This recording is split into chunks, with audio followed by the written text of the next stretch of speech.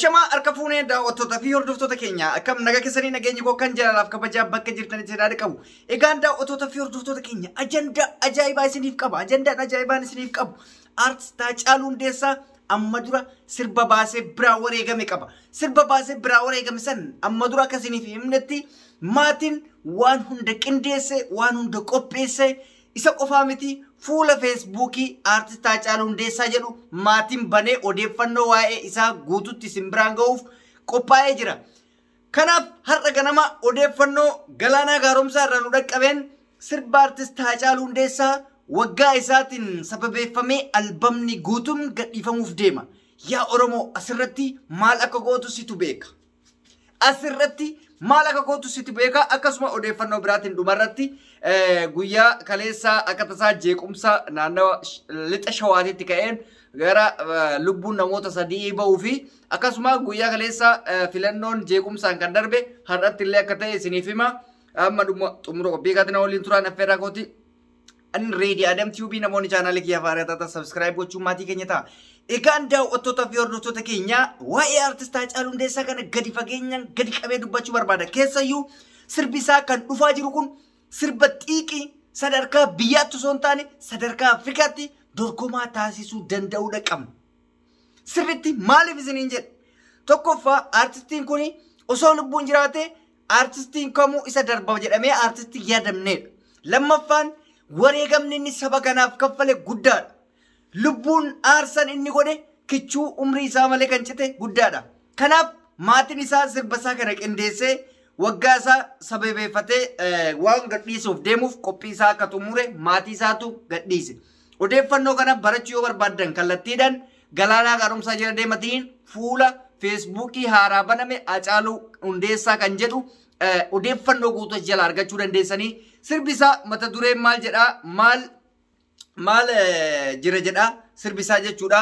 Kanaaf maali malli jedha dhiifama sorry maal malli jedhaa sirbi isaa kana walumaa galatti amma wanni dhufeef maa inni sirbi isaa dhufuuf deemuu miti kan isinitti himu. Xiiqiin sirbi isaa ittiin deemu akka galaanatti guyyaan takka miliyoonni takka deemsifame sadha osoo hin taane isaayyuu miti. Sirba daqiiqaa takka keessatti yuutuubii kamiinuu gadhiifamu yoo Amazon illee ta'e Amazon yoo ta'e diyaaspooraan sirritti akka gatii olaanaan gurguramuu qaba. Baay'isawee sirbi isaa callisee sirba yuutuubii irra gadhiifamu osoo hin taane koonsartii wayii dhiyaate yookaan sadarkaa mootummaa ta'e sadarkaa miti mootummaatitti caalbaasiidhaan birrii miiliyoonotaan akka bitamuuf irratti hojjetuu qabdan keessayyuu warroon abbaan qabeenyaa jechuudha. Maaliif fakkeenya yoo isin hime sirbi Galaanaa Gaaromsaa amma dura kan kutaalee Oromoo kutaa hedduu qabatu sun sadarkaa mootummaa naannoo Oromiyaatti birrii miiliyoona tokkoon gurgurame achi booda gabarratti gadhiifame. Ammallee sirba Artist Haacaaluu kuni Amaazonii irratti gatii ol aanaan gurguramuu qaba. Sababni isaa tokkoffaa inni nama zinnaa qabu nama dhageettii qabu, lammaffaa maatiin isaa gargaaramu, sadaffaa kabajaa inni uummata Oromoof qabu nutis uummanni Oromoo itti argisiisuu danda'u qaba.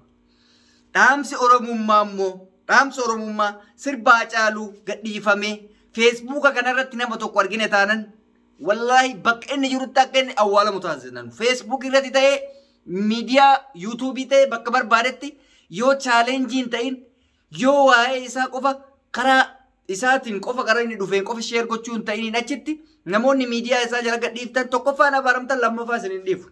Bakka jirutti mallaqa isin bichisiifnee isin lafarra xaraisiisnaa jechuudha. Kanaaf xiiqiin guddaan amma jiru maal inni yaadannoo waggaa isaa gochaa caalbaasin akka miiliyoonotaan gurgurame hadaraa keessumaayyuu warri Itoophiyaa jirtan abbootiin qabeenyaa diyaasbooras ta'e warri biyya alaa jirtan hundi keessan tasa akka sirboota kaawwanii callisfamee gadhiifamuu akka hin qabne maatii biraan akka geettan jechuudha. Maatiin wamaa gochuu waan hin dandeenyeef waan kana akka ka'umsa akkana haga Artist Haacaaluu maalii Galaanaa Gaaromsaatti fuuyyuu dhaamsa qaba. Sirbi isaa kun sirbi riyaa keetii kun sadarkaa Amaazonititti mallaqa doolaaraan gurguramuu qaba. Callisee YouTube irratti gadhiifamuu hin qabu sirbi isaa kun. Maaliif aarsaa guddaa itti kafaleeti sirba san kabiraa wareegame. Kaleessa Artist Haacaaluu Hundeessaa har'a nuyi akkatti isaa boonnu kanaa miti namoonni isa nyaatan namoonni isa galaafatan har'a isaa booyaa jiran gaabbanii. Dhugaa Rabbii isin himu wallahi dhugaa Rabbiititti warri isa nyaatan yoo irra booyafi jira. Gaabbee jechuudha nama nyaatamuu qabu hin turreen. Namni isa nyaatee haragalfate hin jiru.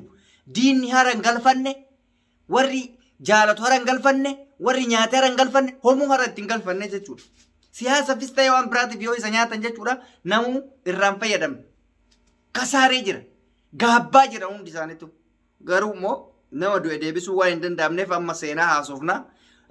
Warruma bakka dubbatuun hin barbaachisu hundumaafiyyuu sirbi isaa kun xiiqiidhaan akka deemu hadaraa oromummaa hadaraa kabajaa irra deebi'ee isinii gaafadha. Bakka aan akkamitti ani isa lubbuudhaan jiruyyuu morka ani godheef argitanii jirtan. Galaana gisee dhibbaa ol irra deebi'ee morka guddaa gochaafii ture.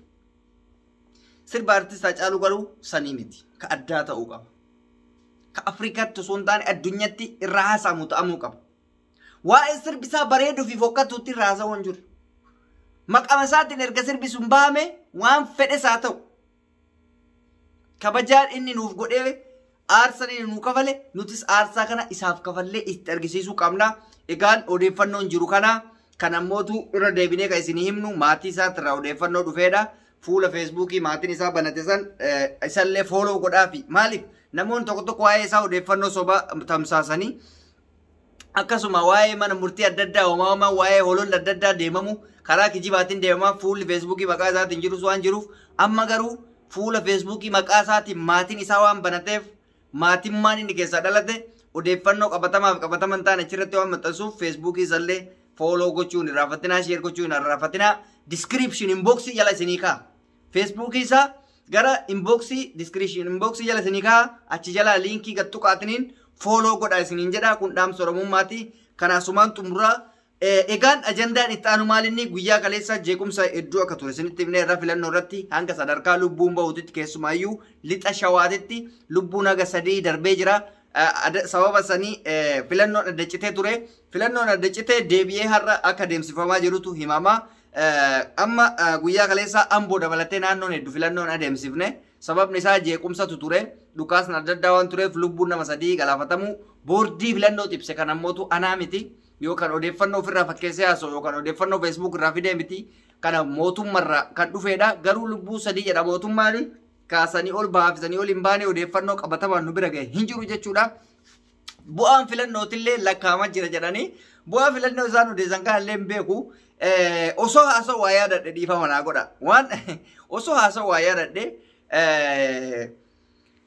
Fayyisaa Leellisaa waa wayii jedhe waa'ee Haacaaluu ganama kana sirbisaa sun dhufaa jiraachuun baay'ee isa gaddisiisee jira maal jedhee kaleessa warra akkas godhe sirba irratti baase maalii jedhee lubbuu isaa nyaate har'ammoo kanama jaalalaa sirba isaatiin dhaadheessaa sirba maatiin isaa fide har'aati mormuu barbaadda qanna dhibaabar Fayyisaa Leellisaa kuni sirba maatiin isaa fidee dhufe inni mormuu barbaada maa sirba isaa fiddanii istiidiyoo miti kagadhiisaa jiru maatii isaati sirba inni irraa wareegame yaadannoodhaaf jedhee ol kaa'uuf deemamman atarra maaliif si iyyisiise ganama ammaan si wachisiise waa barreesse waan inni barreesse dhagaa laalame waan silaa haasa'amuu qabne waan kijibaa inni isa nyaate wayyaaneen maqaletti galtee kaan qilinxotti galtee kaan maali jetti eenyu nyaate gadhee akka keessanii kanaami kan nyaate Haacaaluu osoo isin hiriyoonni jirtan gaardii tokko odoon bitiniif akka inni itti jiru haala isaa inni keessa jiru osoo hubatee warri nyaachise isin malee jira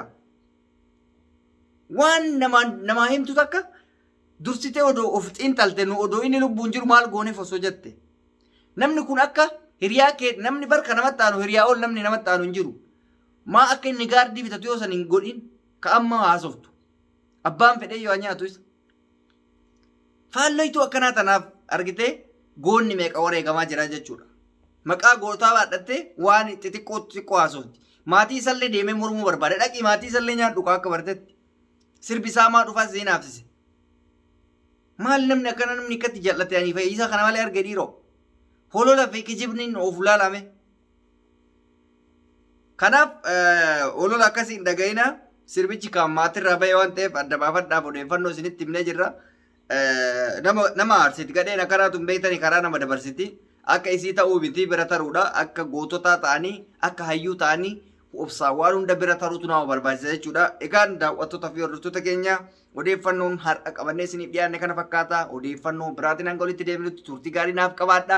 Namoonni YouTube channel kiyyaa faaraa taatan subscribe gochuu maatii keenya ta'uu hin irraanfatinaa. Viidiyoo keenya immoo like yoo gootan irra deddeebiin akkasiin bira ga'u ta'a. Turtii gaarii naaf qabaadhaa. Odeeffannoo biraatiin walitti deebina.